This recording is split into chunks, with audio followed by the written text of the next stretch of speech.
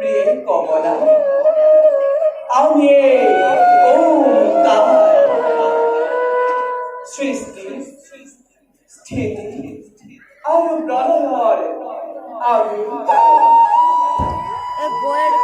ব্রহ্ম ঐক্য জগৎ মিথ্যা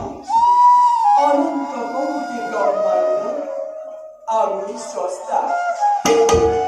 আমি সৃষ্টি যেতিয়াই অধৰ্মই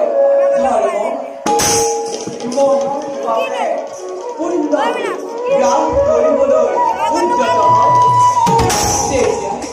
আপুনি শক্তিক বিনাশ কৰি ধৰ্মকে পুনৰ সংস্থাপনৰ উদ্দেশ্য এই জগততে যুগে যুগে আমি